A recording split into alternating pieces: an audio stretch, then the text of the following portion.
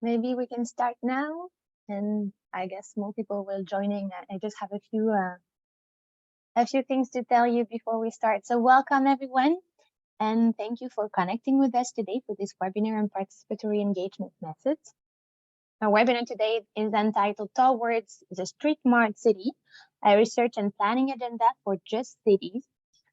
So today you will hear more about some very interesting research project like in Stavanger University and called the NEB-STAR project. So for the one who don't know me, I'm Noël Billon and I'm a ECIU Smarter project manager based in INSA in France. So before we start, I just want to give you some quick notes on the technical side about the webinar today. So as mentioned in the emails, this webinar is recorded and the recording will be published into the Smarter webpage with open access to all the public. Now, please remember just to keep your microphone closed throughout the talk of our two speakers today. And if you can't hear or you're having other problems with the sessions, you can just write privately in the chat to me. So we will be together online until 1 p.m. And after the presentation of our two speakers today, we will dedicate some time for your questions and also debate. So if you have any questions throughout the talk, don't hesitate to write them in the chat and we will address them after the presentation. So this webinar is part of a series of webinars about participatory engagement methods. It is the second one and 2 more webinars will be organized before the end of this year. So if you're interested, just stay tuned about all the news from Smarter. And just before giving the floor to our speakers, we have 2 speakers today from the University of Stavanger. Anders Wilmeyer, who is an associate professor of city and regional planning in the Department of Economic Safety and Planning at the University of Stavanger. And we also have with us today Jenske Fischer, I hope I'm pronouncing that right, who is an associate professor in the Department of Media and Social Sciences, also at the University of Stavanger. So thanks a lot to both of them for presenting today. And I think now I can just give you the floor, Anders and Jen. Thank you. Anders, will you share your screen? You're already doing that. Okay. So, yes, the presentation today is based on a bit of a mix of a book chapter that we've been writing under the title that that we've used for the presentation as well, about something we call the Streetsmart City, and then from ongoing work in something called the NEB-STAR project. And next slide, please. I'm going to start by talking briefly about the new European Bauhaus, which our project is a part of, then our own project, the NEB-STAR project.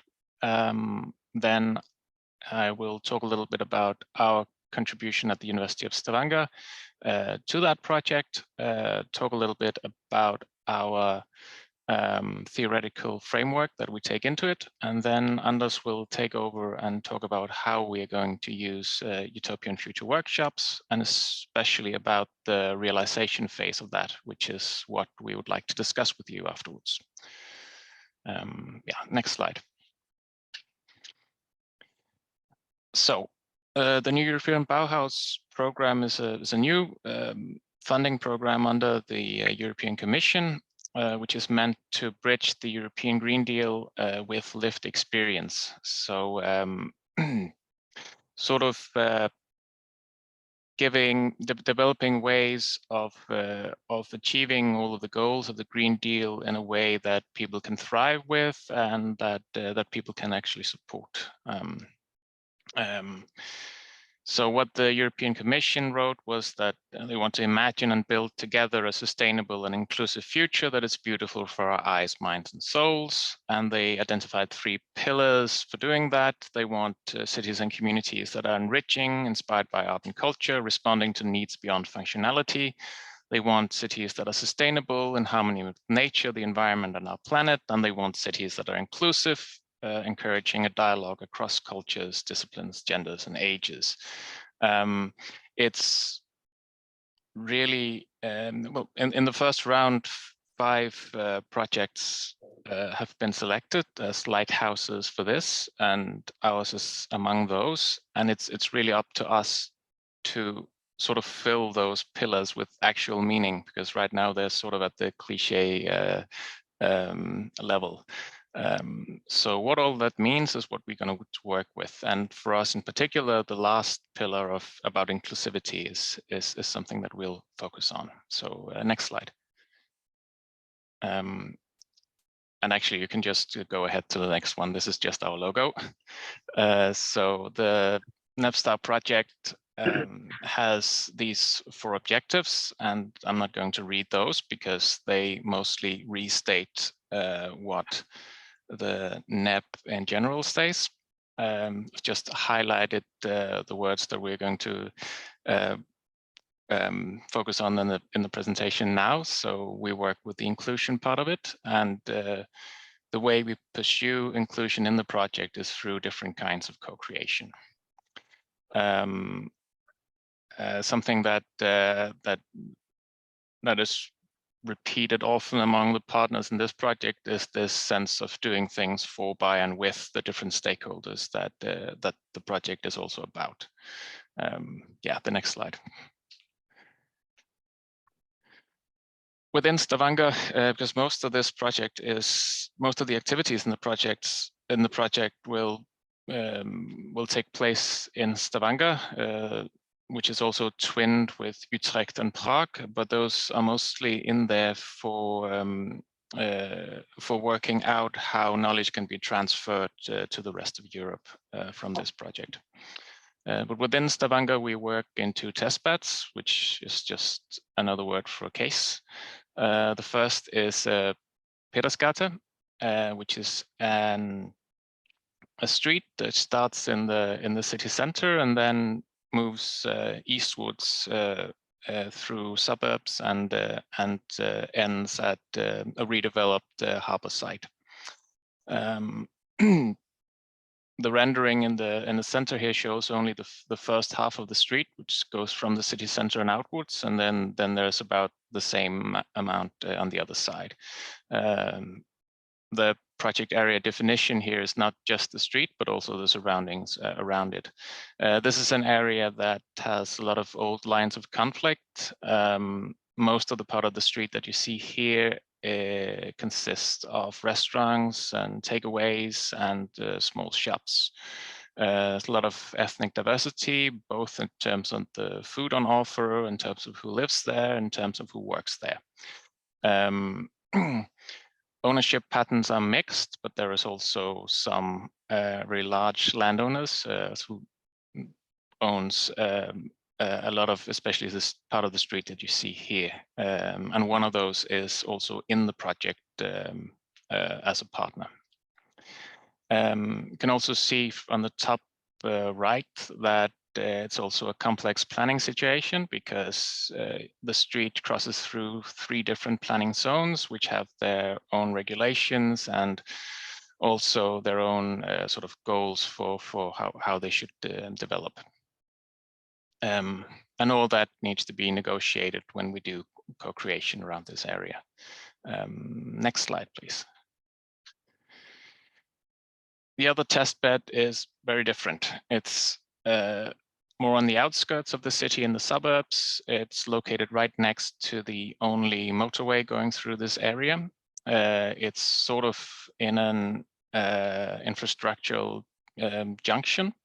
It's in between different neighborhoods, so none of the neighborhoods around this have really a sense of ownership for this piece of land, which is also, as you can see in the top left, that's how it looks now, mostly concrete. The rendering in the middle is a sketch of how it could look in a few years. The only thing that's certain there is the building in the middle, sort of 3-pronged structure, which is being built right now and will open later this year.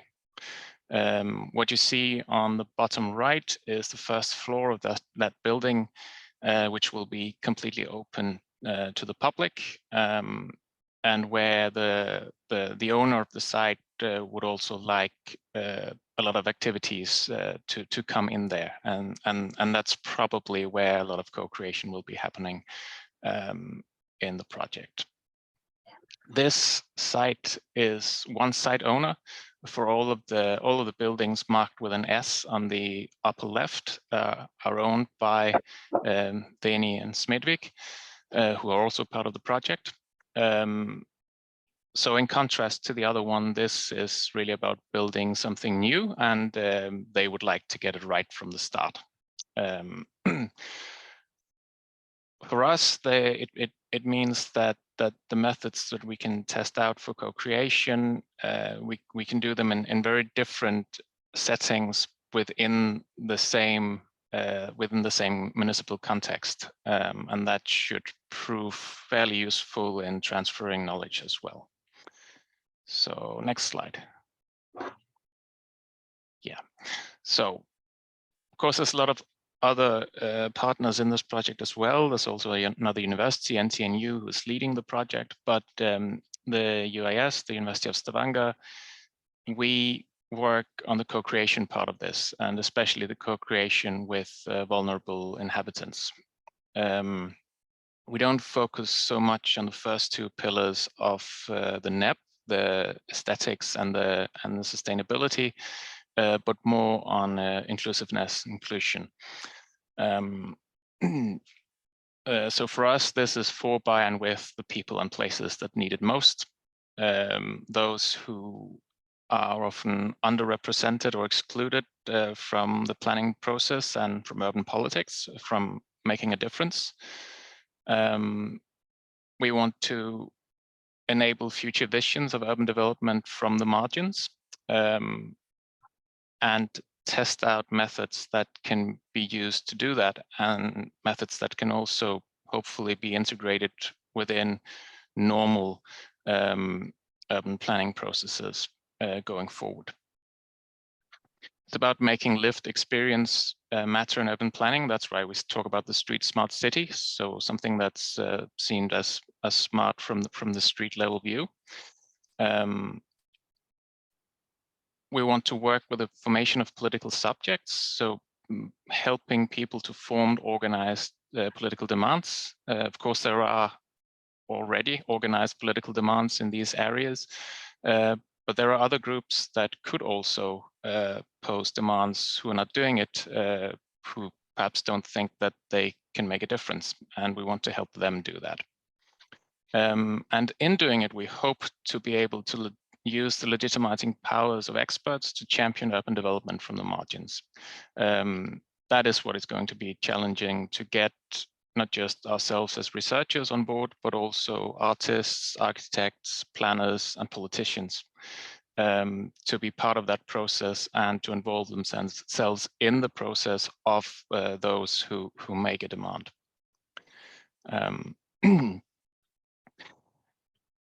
Also, by doing that, we hope to be able to investigate how and if urban planning processes can handle alternative epistemologies that resulting from the use of participatory and artistic approaches. So we want to test the limits of the planning system, and we suspect that those limits are in a different place than where planners and politicians sometimes think they are. We think more can be done within the limits of the planning system than is usually assumed. Next slide. So I'm not going to talk a lot about theory, but just to say that we draw our basic principles for developing our methods and for using our methods from the justice framework of Nancy Fraser, a three-dimensional concept of justice as consisting of distribution, recognition, and representation, focusing especially on representation. And for that, we bring in Iris Marion Young's distinction between three different ways that people can be represented. So through interests, opinions, and experience.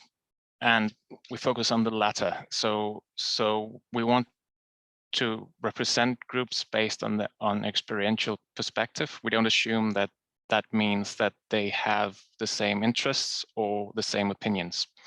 To further contextualize that in an urban setting, we rely again on Jung's vision of the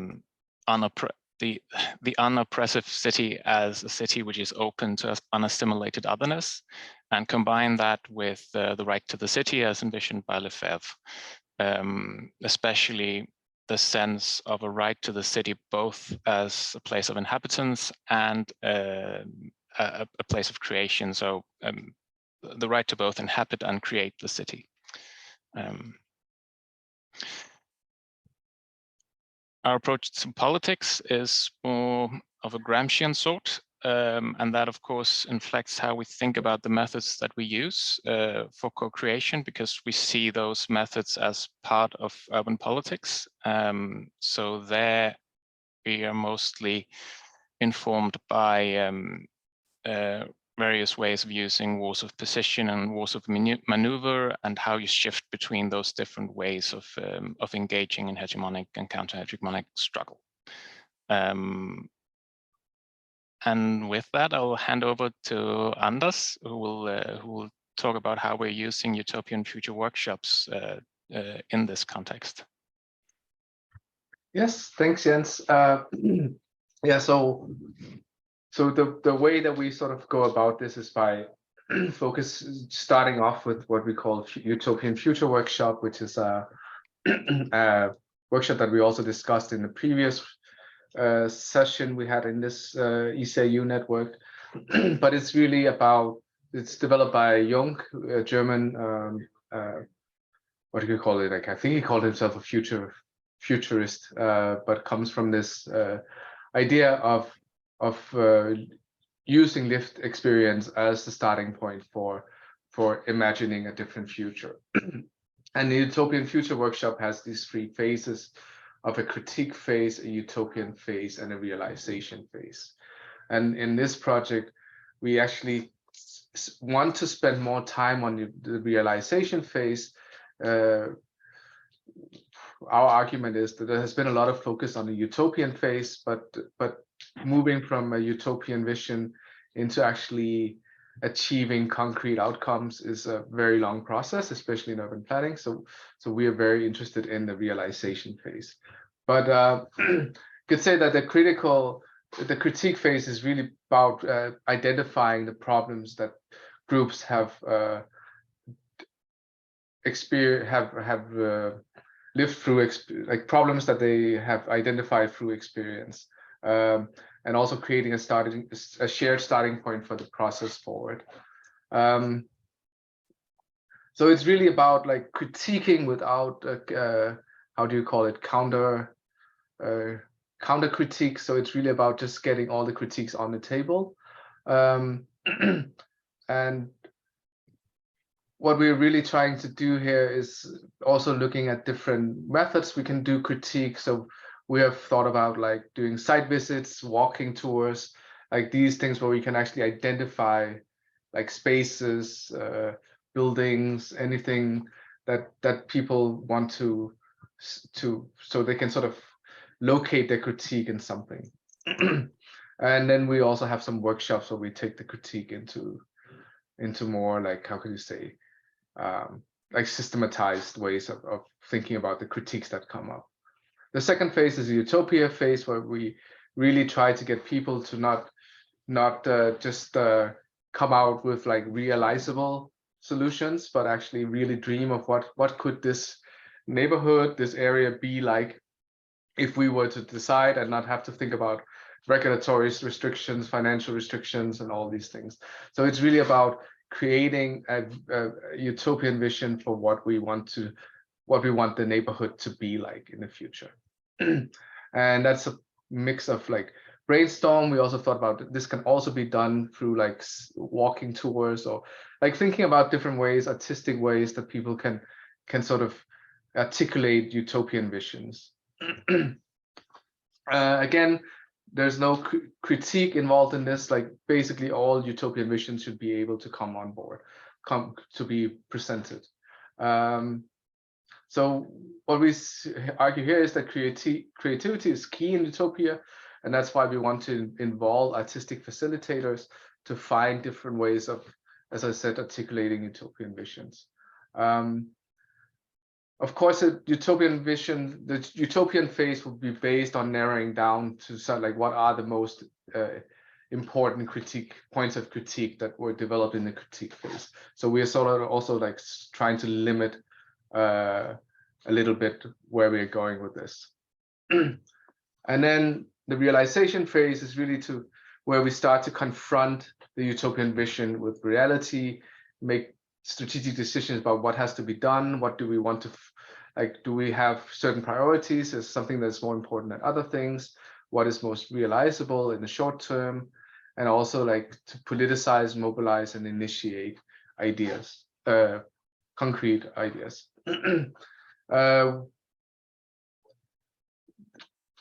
So this is really about like making action plans for how do we want to not maybe realize the utopian vision, but maybe how can we get towards it in different ways. And then the whole point of this is to get those visions and ideas and solutions of the groups that we have involved into the what we call the territorial transformation plan, or as in Norwegian Kommuneplan, and really try to see how we can use like academic and artistic expertise for gaining leverage. And then the whole point of it, of course, is to convince planners and politicians and developers that these ideas are actually worth pursuing. And as Jens said earlier, like really try to challenge the limits of what can be done within the current planning system.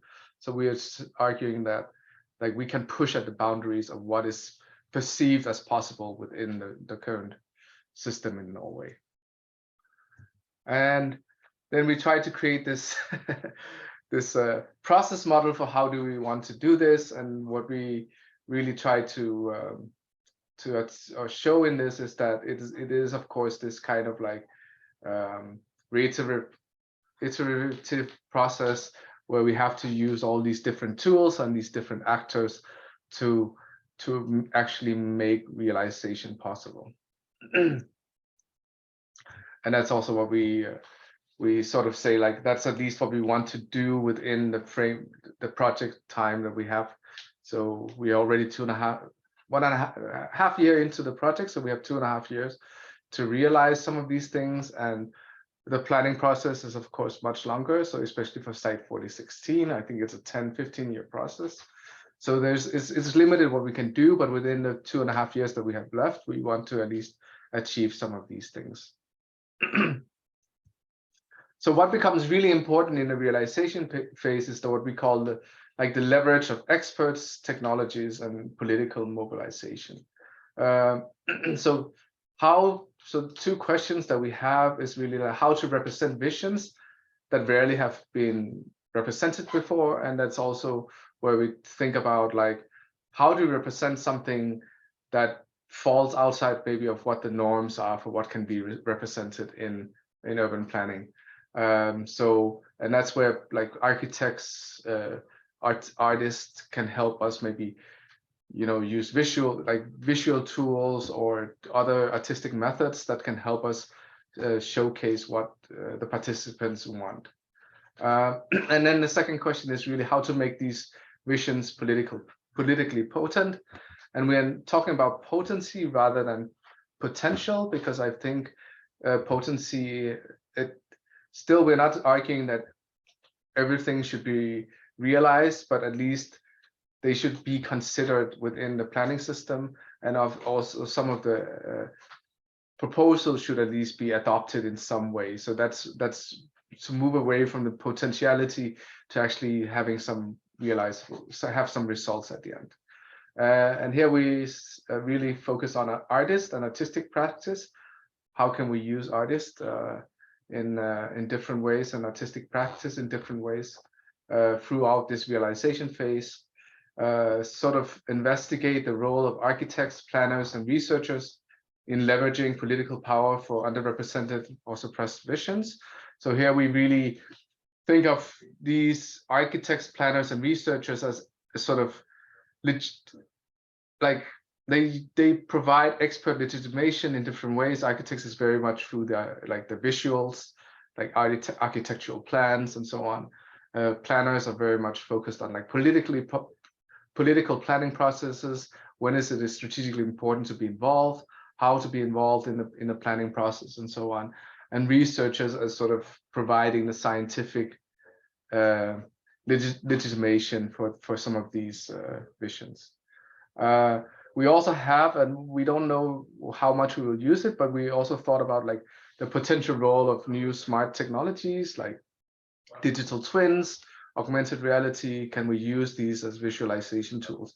Or are these technologies already so biased towards dominant forms of visualization and dominant forms of knowledge that they can't really be used for this? And then the final thing is really this focusing on how do we like the formation of coalitions. Of course, one group very rarely get their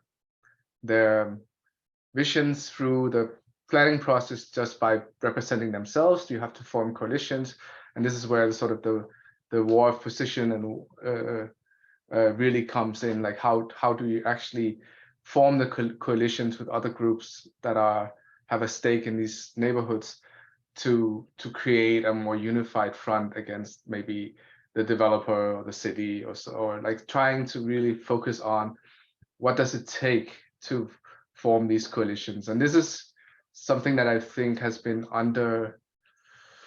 understudied in the use of Utopian Future Workshop, is really this realization phase and how we get from the vision to actual results. So this is really sort of the very schematic timeline that we have the future workshops, the critique phase, utopian phase, and the realization part of the workshops probably in the fall of 2023. And then we want to develop vision documents, different ways of we write documents, but it could also be other things than documents, like video, audiovisual material, could also be artistic performances and so on. And then really provide the first input into the planning process. And then further develop sort of different ways of digital and artistic visualization that can be part of it. And we are planning a public art events as part of this idea of how do we represent these visions. And then there's a revised planning input where we also want to support these groups in helping getting their ideas into the revised planning input, and then having like final planning proposals at the end. And that's where we really want to see that some of the things that we have worked on in this project are actually in the final planning proposal.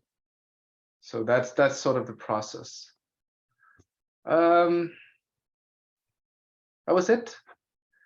So we were wondering if there are any comments or questions to the presentation, or Jens, do you have something final you want to say?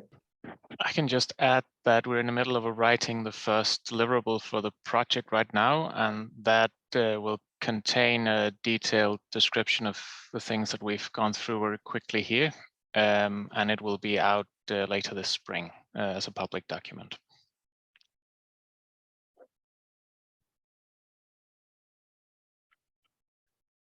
Great, thank you, Jens and Anders. Maybe I just have a quick question. Maybe I don't think you mentioned it, but can you tell us a bit more about how long was the critique and the utopian phases that you mentioned in your project? Because I think now you are in the realization phase, but how long did it take you, like the previous phases?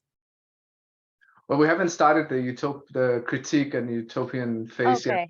We're starting in the fall of 2023. Right now, we have to deliver like the whole, like how could you say, like the whole plan for how do we want to do this. We're also starting to try to say like which groups are we working with, and then we start the workshops in the fall.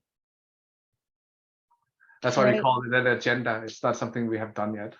Yes, and the length of each phase can also vary with the group. because it also depends on what decisions they're part of making, how long the critique and utopian phases will be before we can proceed into the realization phase.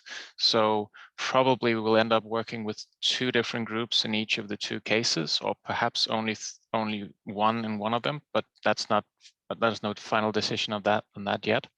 But each of those processes, the process with each group will be different, because they have to be involved in the planning of the workshops themselves.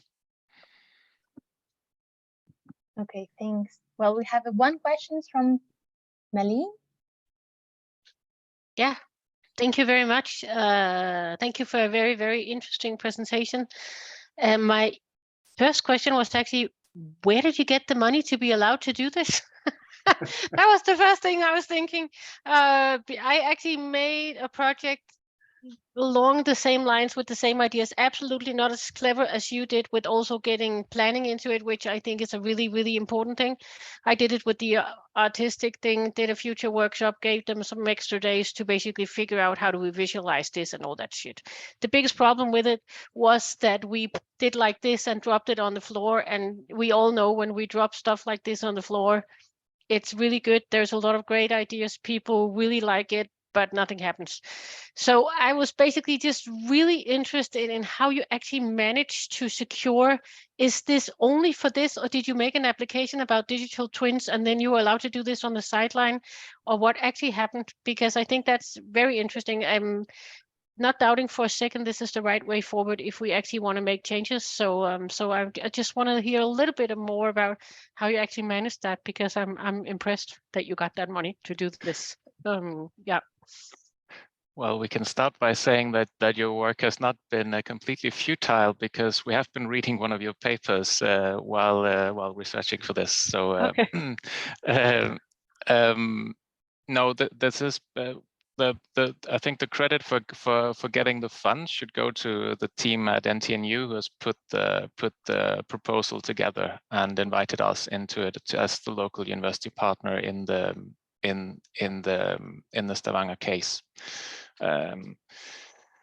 So you can say that the Utopian Future Workshop in this case comes in as the way we do the co-creation part of that project. And I think that in terms of budget, it's around 10% of the entire project. So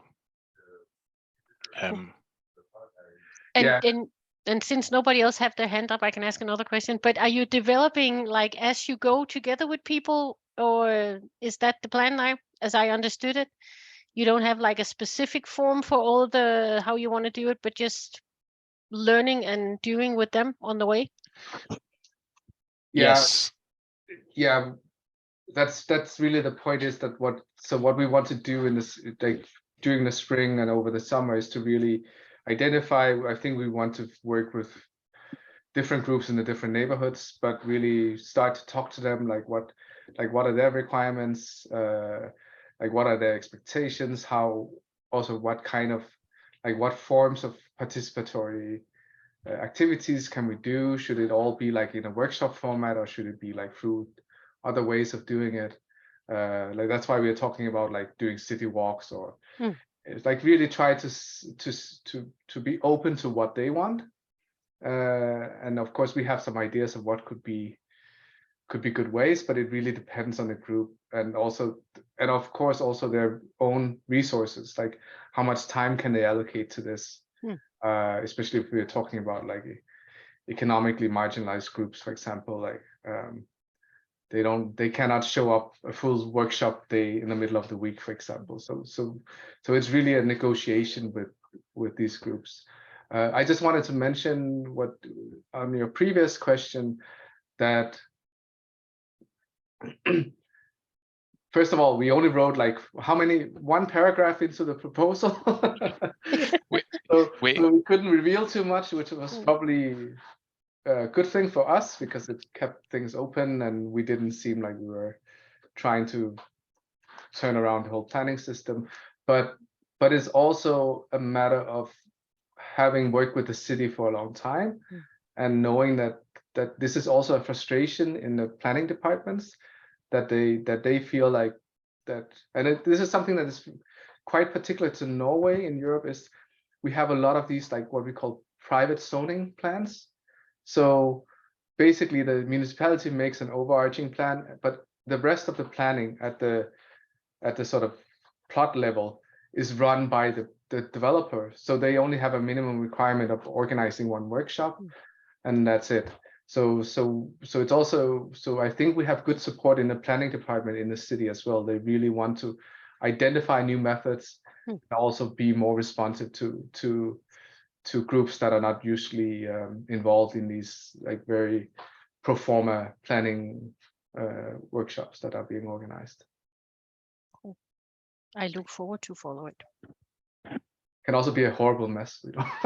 Yeah, but still, that's also going to be interesting. I think it's just great what you're doing. So I look forward to hear more about it.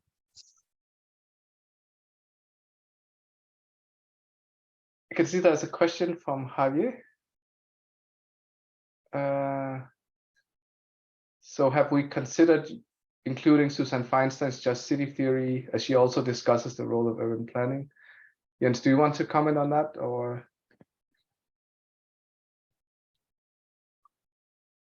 I can do it. We are aware of Feinstein, and I think she has a lot of similarities to what we are doing, but we haven't really engaged with her work so far. But I have her books on the bookshelf, so we will also look, and we also look at like what is so just concept of spatial justice as so we're trying to have a quite broad perspective on justice.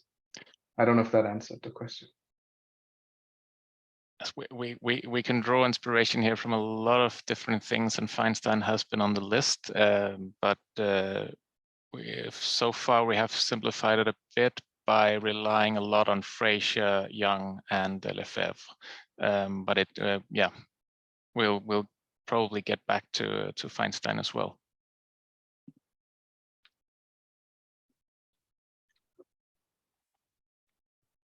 Thank you, Jens and Anders. Is there any way for people that are interested in the work that you're doing and how we actually implement this new Utopian Future Workshops in the case of your project?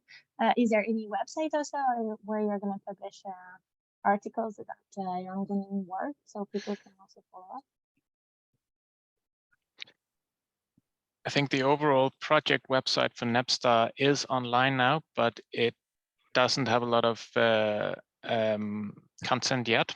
And I'm not exactly sure the communications partner in the project what their plans are for contents there. But of course, there will be a lot of communication about the project as we go along, and especially as we begin to get some results. But as I mentioned before, the first occasion will be the deliverable that we are writing on now, which will be a public document. We are to deliver it at the end of March, probably postpone that a bit, but it will be online sometime during the spring. And that will explain what we've tried to explain now much more clearer and in much more detail, and also in the context of the rest of the project. So that'll be the first occasion to read about it.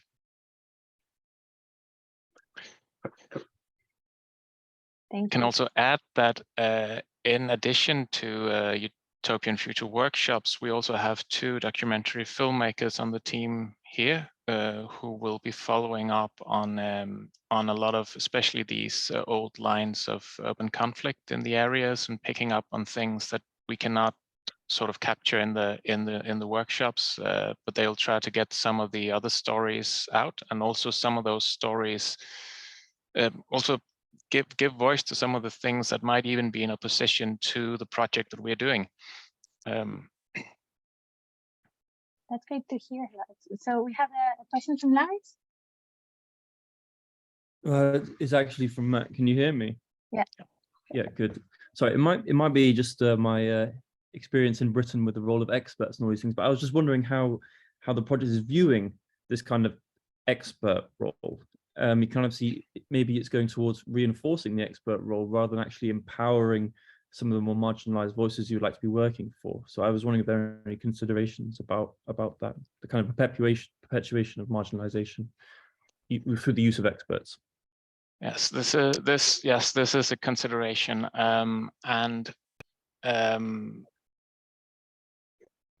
first of all, the process should be sort of isolated from these experts in the beginning, so that by the time we arrive at the realization phase, where those experts become important, because of course you can't get things through without getting them on board. Once we get to that point, ideally we will have a situation where now it's not our process anymore. It's the participants in the group have taken ownership of the process. It's now their process. We are participants in their process, and the same will be the case ideally for the different experts that they want to involve. And experts here can also be just people who really have a say in decision making, so politicians, for instance. That's ideally what will happen, but that's also where the potential for the big mess is. But so one thing that we're trying to say is that so what we have argued in some of the proposal is like that we're not seeing architects as experts on what a city should look like. That's not what we want them to be an expert on. We want them to be an expert on how do you aesthetically present something to make it politically legible, right? And the same with the planners, that they are not the experts on on the outcome of the actual plan, but they are experts on the process of planning. Like, when do you need to be involved? When is it important to, so on. And the same with us as researchers, that we are not telling them the qualities of what these visions should involve, but rather than how can we support them with, scientific evidence that these are qualities that should be considered, if that makes sense. Yes, that does make sense. And in terms of the workshops themselves, have you thought much about those kind of dynamics and how you're going to treat those dynamics? I mean, you are coming to there, you are experts, it's your project in some way. So how are you dealing with those kind of power relations in the workshops themselves? Have you thought much about that? I'm asking because I'm doing some teaching on this on Monday, so I'm hearing. I would say it's for the Utopian Future Workshop, often it's described as 3 phases, but really there are 4, because that's where the preparation phase is so important. That well, if we went out tomorrow and invited a group to join a workshop next week, then it would be our workshop, and we would be considered experts, and they would be considering themselves as recipients of something. So of course we cannot do it like that, and that's the reason that we're figuring that the first workshops will be in September, because otherwise we cannot have a process of building enough trust and also common understanding of what this is. And of course we cannot do that with every participant who will then be there, but we can find the right representatives of the groups, which is easy for some groups because they are organized, more difficult for others because they're perhaps not organized yet. Thank you.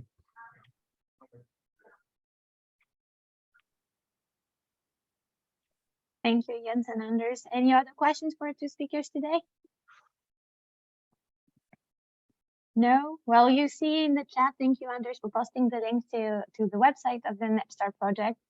We can all follow up on the activities going on at this website, but also if you're interested also in participatory engagement methods, we'll have 2 more webinars to go under the series of webinars from Smarter, and you can also join our public engagement committee of practice if you're interested in sharing other best practices on participatory engagement methods.